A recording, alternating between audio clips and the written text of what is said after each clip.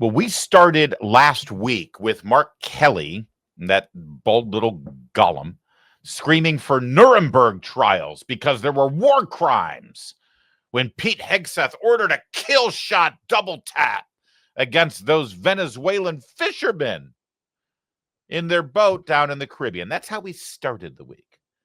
By the time we ended the week, everybody was singing a different song. And there was a kind of a skip in the step of some of the Republican politicians who went on the Sunday shows yesterday to answer questions about what they had heard in that closed door briefing about these military strikes. So we're going to show you Mark Kelly's new song he's singing from, and we're going to show you Tom Cotton. We're also going to show you a very interesting, consistent theme we saw yesterday, which was there are still Democrat senators who are screaming, war crime, war crime, war crime. And they all have one thing in common. They admit that they're ignorant about this issue. But that doesn't stop them from having their opinion. And we'll get to that in like half a minute. But first, a quick word from our friends at Birch Gold. How'd you like some free silver? I'll tell you about it in just a second. But you know that you need to diversify your portfolio right now, right? The rate cuts that are coming from the Fed in 2026, the dollar's going to be worth less. And what happens if the AI bubble bursts? Smart people diversify. Birch Gold's going to help you convert an existing IRA or 401k into a tax-sheltered IRA in physical gold. And for every purchase of $5,000 or more, you're going to get a free ounce of silver from Birch Gold. Text my name, Larry, to 989898 to claim your eligibility. That's Larry to 989898. Birch Gold, free silver. Do it now. Now, back to the video. Let's first start, though, with this great moment with George Stephanopoulos on ABC News. I give you the fine senator from the great state of Missouri. In the Senate. And Senator, let me just begin where we left off with Congressman Smith. Do you support this pardon of the former Honduran president? I'm not familiar with the facts or circumstances, but I think what's telling here is to try to imply that somehow President Trump is soft on drug smuggling is just ridiculous. It's totally ridiculous. He's provided border security like we've never seen before. And the fact is, these cartels now, because the southern border is closed, they've gone to the high seas. So President Trump is acting with his core Article 2 powers. No serious legal expert would doubt that the president has authority to blow narco-terrorists out of the water who are poisoning 100,000 Americans every year. If you watch the SEC championship game yesterday, the Big Ten championship game, combine those two stadiums with the number of people there, that's how many people are dying each and every year from the poison that's coming from these narco-terrorists. So the fact is, George, President Trump has been delegated the authority by Congress to designate terrorist organizations. He's done that. He sent a letter to Congress saying he was going to initiate these strikes. We've had regular briefings about it, including from Secretary of State Rubio, including from other high-ranking officials in the Department of Defense. He's executing those. And so now what we have now are Democrats who have such X-ray vision and clairvoyance that they know the intentions of narco-terrorists on boats, yet we're so blind to see that they had a president for 4 years that was operating as a vegetable in Joe Biden. So, forgive me if I'm a little skeptical that this isn't all about politics and trying to take out Secretary Hegseth. That's what this whole thing's been about, George. They didn't want him confirmed. They didn't want a realist in place. They didn't want to shift from their pet projects around the world and trying to build democracies in the sands of the Middle East by the barrel of a gun.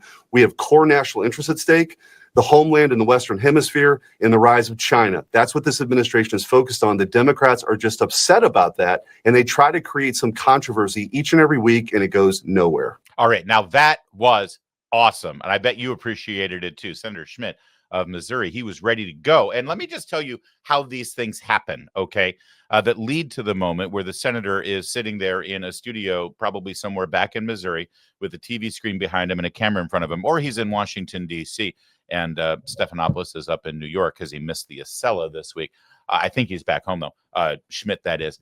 Here's what happens. The network goes out, or the producers of the show go out, and they reach out to the senator's office and the comms guy and says, hey, does the senator want to come on the show this weekend and talk about, the week's events here with this Venezuelan boat thing? And the comms people say, yeah, is that all you want to talk about? And says, yeah, primarily we're going to talk about the Venezuelan boat deal and the kill shot order from Hegseth and the testimony that the senator saw behind closed doors. We want to get his impression. And, you know, of course, George always reserves the right to ask some other questions too, but that'll be pretty much what this is about. And this happens all the time, just so you know. These senators don't know the questions that are going to be asked usually, you know, unless it's a Democrat and Donna Brazile is involved. But what they do know is the topics. You know, it happens all the time. We book people on our show all the time, politicians, whatever. Oh, sure. What do you want to talk about? Yeah, here are the topics we're probably going to hit. But, you know, Larry, he may ask something crazy like, you know, what do you think of Michigan football, or, you know, Michael Crawford and Music of the Night. That's how this happens. So he was ready. What was the first question? What was the first question? Look at the Chiron. Oh, they changed the Chiron. The first question out of George Stephanopoulos' mouth: how do you respond to Donald Trump pardoning the Honduran president who had been convicted on cocaine charges? That's the first question. And Senator Schmidt's like, oh, I'm sorry. Do we not want to talk about the Venezuelan boat story anymore? Because, you know, a few days ago, that's all anybody wanted to talk about, because you were setting up the Nuremberg trials for war crimes. And now you don't want to, now you want to talk about pardoning the president of Honduras. Amazing. And that response was fantastic. He's like, yeah, I don't really know the details of that, but it's obvious what's going on here. People are trying to distract and deflect, and they don't want to talk about this thing because the president has every right to do it. There was nothing wrong with this. You're really just trying to go after Hegseth. And it's typical. How many times for the last 10 years have we seen this cycle where the Washington Post has a story that is so damning and so awful, and it's all sourced by anonymous people? Nobody's name is ever printed connected to the story, but they stand by their sources, even though when the story ends up not being entirely true, they don't then reveal their sources. You would think they would. They keep standing by their sources, who are anonymous, who tell them things that end up not being entirely true. At some point, you would say, you know what? I'm not going to print your stories anymore because they're not entirely true. Unless, of course, they're not in the business of telling you the truth. They have a different business involved. So this is the pattern we see. And then the truth comes out, and then everybody forgets about it, want to move on to the next one. Watch George. What do you mean you're not familiar with the facts and circumstances of the pardon? It's been well reported all across the country. He's the former president of Honduras. He was convicted of conspiring to bring in 400 tons of cocaine into the United States, also guns and other materials. It's been front page news across the country. Aren't you curious about that?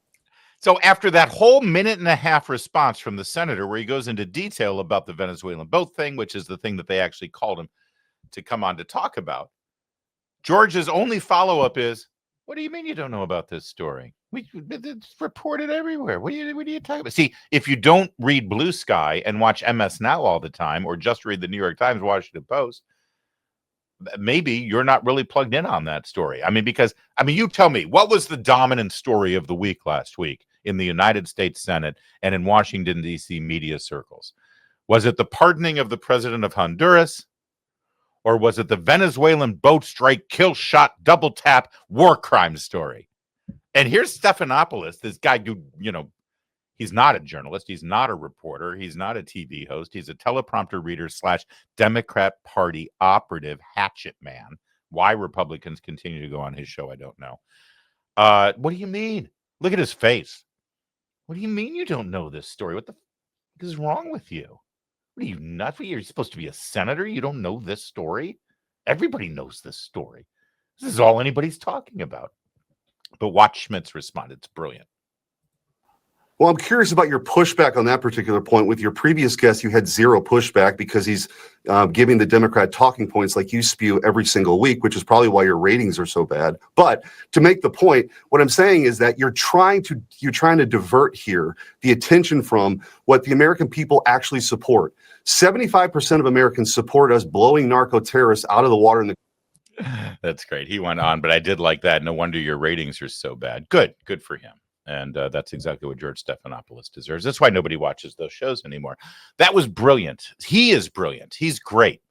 This woman right here, not so brilliant.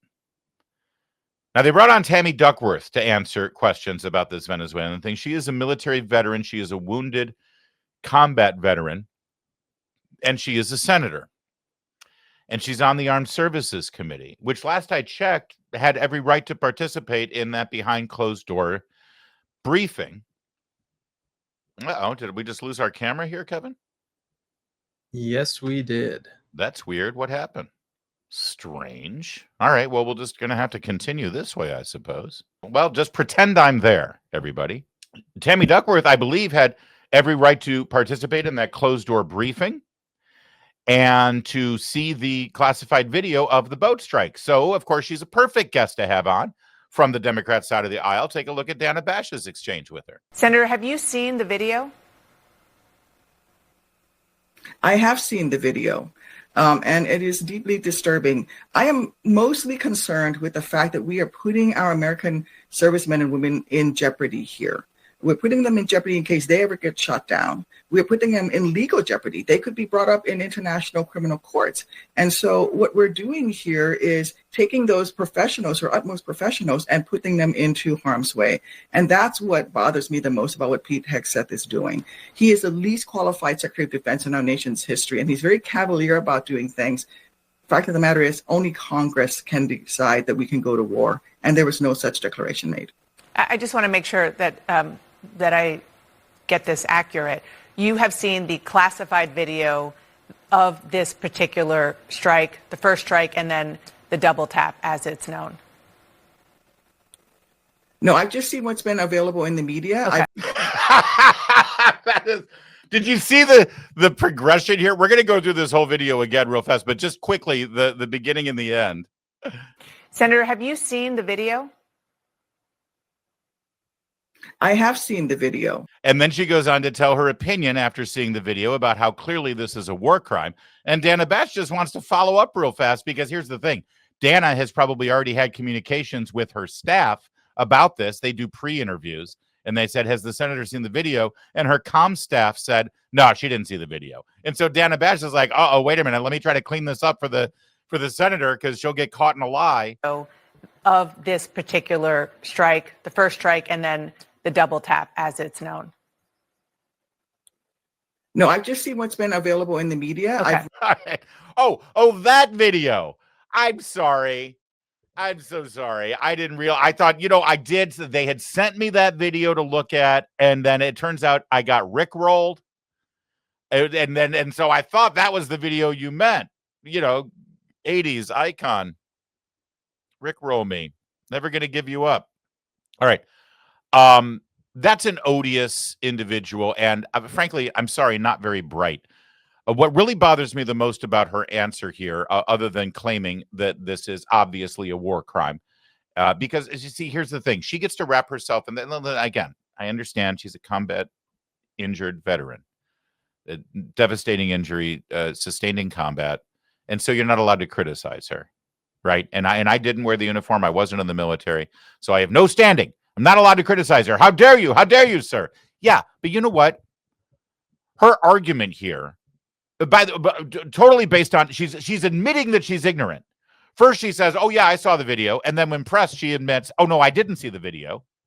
But without seeing the video, she's reached the conclusion that this is an illegal act. And you know what? And that's all about getting Pete Hegseth and maybe Donald Trump. But you know who carried out the order, Senator?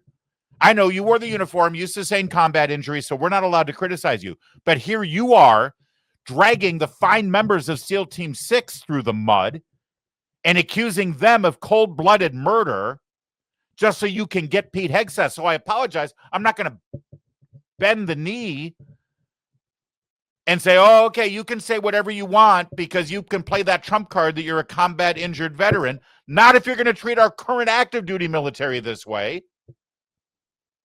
That's despicable. And then she claims that she's really kind of, what's her big worry here again? Legal jeopardy. They could be brought up in international criminal courts.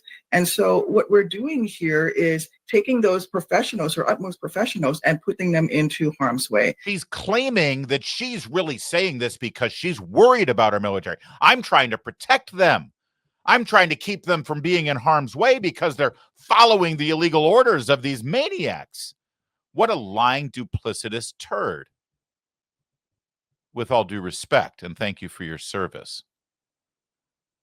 On the other end of the spectrum, we have Senator Tom Cotton of Arkansas, who had a thriving law career as a professional attorney in Arkansas when 9/11 happened, and he gave it up to join the military and served multiple combat missions in Iraq. Ended up coming back and was part of the Old Guard, which is the military unit responsible for overseeing the funeral ceremonies at Arlington National Cemetery. Senator Tom Cotton, who at various times of his political career over the last 10 years during the Trump era, would not hesitate to criticize the president or the Pentagon if he believed they did something wrong. He has incredible moral standing on this issue. He did see the video, unlike Tammy Duckworth, and here's what he had to say.